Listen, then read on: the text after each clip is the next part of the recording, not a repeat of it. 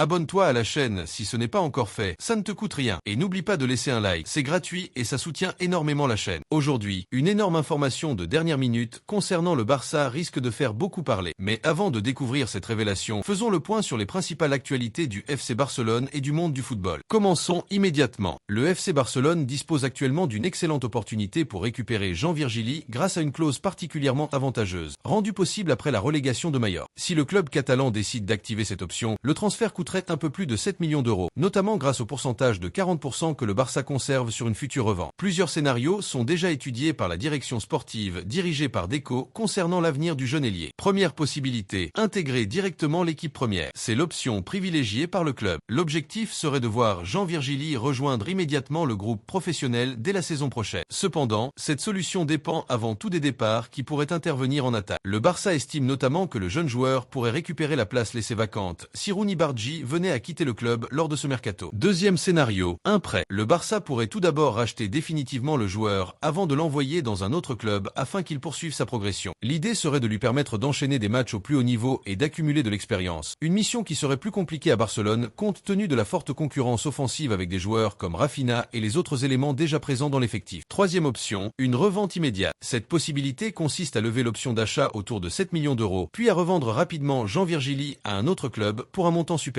Même si cette hypothèse semble aujourd'hui moins probable, elle reste étudiée par les dirigeants car elle permettrait de générer rapidement des bénéfices et d'améliorer la situation du club vis-à-vis du fair play financier. Concernant l'avancement du dossier, l'intérêt du Barça est bien réel. Une réunion d'environ 1h30 a déjà eu lieu entre Deco et les représentants du joueur. Malgré cela, aucune décision ne devrait être prise dans l'immédiat. Avant d'accueillir Jean Virgili, le FC Barcelone devra d'abord alléger son secteur offensif afin de libérer une place dans l'effectif. Passons maintenant à la Coupe du Monde 2026 où la Norvège a frappé très fort dès son entrée en lice. Après 28 années d'absence sur la scène mondiale, la sélection norvégienne a signé un retour remarqué en s'imposant largement 4 buts à 1 face à l'Irak lors du premier match du groupe A, disputé au Boston Stadium. L'un des grands artisans de cette victoire n'est autre qu'Erling Haaland. L'attaquant de Manchester City a une nouvelle fois démontré pourquoi il fait partie des meilleurs buteurs de la planète. Dès les premières minutes, Haaland s'est montré particulièrement dangereux. À la 28e minute, il a parfaitement coupé un centre venu de la droite pour ouvrir le score et lancer idéalement son équipe. L'Irak est ensuite parvenu à revenir au score, mais la réaction norvégienne n'a pas tardé. Juste avant la pause, Haaland a exercé un pressing intense sur la relance adverse. Son effort a provoqué une erreur du gardien Jalal Hassan, permettant ainsi à la Norvège de reprendre immédiatement l'avantage. En seconde période, les Irakiens ont tenté de résister avec beaucoup de courage. Il faut dire que leur retour en Coupe du Monde, une première depuis 1986, représentait déjà un moment historique pour leur football. L'espoir était d'ailleurs revenu lorsqu'Aymen Hussein avait égalisé de la tête peu avant la mi-temps, relançant complètement la rencontre. Mais au fil des minutes, la puissance physique et l'efficacité offensive des Norvégiens ont fini par faire la différence. À la 76e minute, le défenseur Léo Stigred est venu inscrire le 3e but de son équipe, mettant quasiment un terme au suspense. Puis, dans les toutes dernières secondes du temps additionnel, la Norvège a définitivement scellé sa victoire. Sous la pression offensive, Aymen Hussein a malheureusement dévié le ballon dans son propre but en tentant de dégager un centre dangereux. Score final, 4-1 en faveur de la Norvège. Grâce à ce succès convaincant, les Scandinaves prennent la tête de leur groupe aux côtés de la France, tandis que l'Irak devra impérativement réagir lors de ses prochains matchs contre les Bleus puis le Sénégal. Une entrée en matière spectaculaire qui confirme les ambitions de la Norvège dans cette Coupe du Monde. Place maintenant à l'un des grands moments de cette Coupe du Monde avec une nouvelle démonstration signée Lionel Messi lors de la victoire éclatante de l'Argentine face à l'Algérie à Kansas. À 39 ans, beaucoup pensaient que Messi ne serait plus capable de dominer une Coupe du Monde comme auparavant. Pourtant, le capitaine argentin a une nouvelle fois répondu sur le terrain grâce à son intelligence de jeu, sa qualité technique et son efficacité devant le but. Durant toute la rencontre, chaque ballon touché par la Pulga semblait créer un danger. Son influence ne s'est pas limitée au but. Il a orienté le jeu de son équipe, trouvé les espaces et offert des solutions à ses partenaires. Une prestation digne des plus grandes soirées de sa carrière. Cette performance exceptionnelle lui permet d'inscrire un nouveau chapitre dans l'histoire du football mondial. Pour la première fois de sa carrière en Coupe du Monde, Messi a réussi à inscrire un triplé. Un exploit qui vient compléter une collection déjà impressionnante de records individuels. Grâce à ces 3 nouvelles réalisations, il atteint désormais la barre des 16 buts en Coupe du Monde, rejoignant ainsi Miroslav Klose au sommet du classement des meilleurs buteurs de l'histoire de la compétition. Cette soirée marque également les 20 ans de sa première apparition en Coupe du Monde ainsi que sa 6e participation au tournoi, preuve d'une longévité exceptionnelle. Dès le coup d'envoi, l'Argentine a imposé son rythme face à une équipe algérienne bien organisée. Les champions du monde ont rapidement pris le contrôle du ballon. La première récompense est arrivée à la 17 minute. Après une superbe ouverture de Rodrigo de Paul, Messi s'est présenté dans une position idéale avant de conclure avec beaucoup de sang-froid. Malgré cette ouverture du score, l'Algérie n'a jamais cessé de se battre et a tenté de répondre par plusieurs offensives rapides. Quelques minutes plus tard, une action a suscité une vive polémique. Plusieurs joueurs algériens ont réclamé un carton rouge contre Messi pour un geste jugé dangereux. Après l'analyse, l'arbitre a finalement choisi de ne sortir qu'un carton jaune. Au retour des vestiaires, une erreur du gardien Lucas Sidan a permis à Messi de récupérer le ballon dans la surface avant d'inscrire son deuxième but de la soirée. Puis est arrivé le chef-d'œuvre. Servi à l'entrée de la surface, Messi a ajusté son tir avant de déclencher une frappe exceptionnelle dans la lucarne, provoquant l'explosion de joie des supporters argentins. Ce troisième but a définitivement scellé la victoire de l'Albiceleste. Au-delà du résultat, cette rencontre confirme que l'Argentine possède tous les ingrédients nécessaires pour défendre son titre mondial. L'équipe affiche une grande maîtrise collective, une défense solide et une attaque capable de faire la différence à tout moment. Aux côtés de la France et de l'Espagne, l'Argentine fait désormais figure de favorite pour remporter cette Coupe du Monde. Mais ce qui impressionne le plus, c'est sa capacité à rester fidèle à son identité de jeu. Même sous pression, l'équipe conserve son calme et attend le bon moment pour frapper. Autour de Messi, plusieurs joueurs réalisent également une compétition remarquable. Cet équilibre entre les lignes rend l'Argentine particulièrement difficile à battre. Lionel Messi continue de démontrer que le football ne repose pas uniquement sur la vitesse ou la puissance physique. Son intelligence, son placement et sa vision du jeu font toujours la différence. Cette prestation envoie un message fort aux autres favoris du tournoi. Avec un Messi aussi inspiré et un collectif parfaitement organisé, l'Albiceleste possède toutes les armes pour aller au bout de la compétition.